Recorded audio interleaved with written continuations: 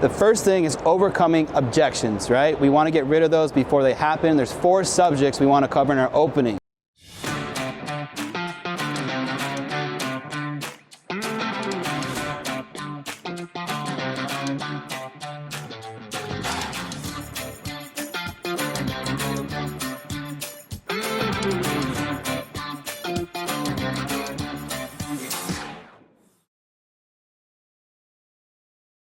What's up, guys? Here to talk to you about virtual sales, okay? So I've been doing this for about 6 months. It is possible to sell over the phone without Zoom, without face-to-face, but I want to give you some quick tips so you can be successful at it. The first thing is overcoming objections, right? We want to get rid of those before they happen. There's 4 subjects we want to cover in our opening. The first one's going to be need, right? That's why we're there. Why do they need this? You got to ask questions. Try to find 2 answers by the time you're asking questions.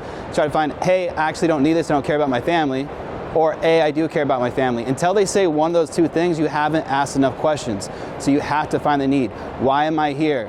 What would happen tomorrow if you died? How would that affect Jill, your wife? How much money would they be losing?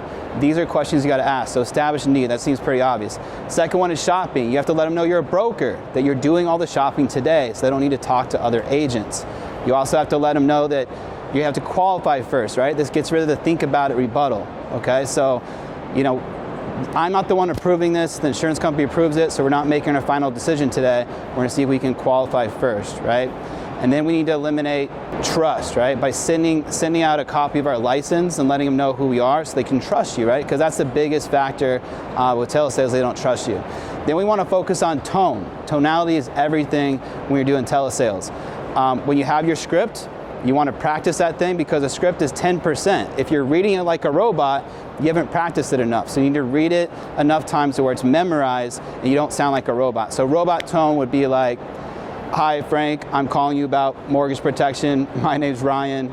Getting back to you on this information you requested. That's a robot, right? We also don't want to come off too needy, like friendly, like salesy. Like, why is this person being too nice to me, right? When you're too nice, it makes people think that you want something, right? They're the ones that reached out to you for help, so you don't need to be extra nice. You don't want to be like, hey, George, how's your day going today? Hey, you know, just getting back to you on some mortgage protection information. Hey, this won't take up too much of your time. That's neat. It's too friendly, right? And we also don't want to be too laid back. So laid back would be like, hey, Frank, you know, just getting back to you on this mortgage protection info. You know, gonna get this out to you today. It's just my job. So not too laid back either, right? So we want to be assertive tone, you know, demanding, we're in charge, we're in control. Frank, hey, getting back to you on some mortgage protection information you requested. I need to verify 2 things. Your loan amount is this and your age is this, right? So very assertive, get your tonality right. That's really gonna help you on the phone. When we're doing telesales, simplicity is key. Less is more. So don't talk too much, less is more. What I mean by that is, you know, cut out words in your script that you actually don't need. If you don't need it, don't say it. Because you're gonna come off more confident when you don't talk a lot, okay? When you're presenting options, I want you guys to keep it simple, right? We don't want to cause them want to think about it. It's a lot easier for a client to hang up on you than it is for them to kick you out of the house face to face, right? So when we're giving options, keep it simple. Keep it nice and simple. What I mean by that is if you're giving a term, only give a term. If you're giving accidental, only give an accidental. If you're giving a whole life, only give a whole life.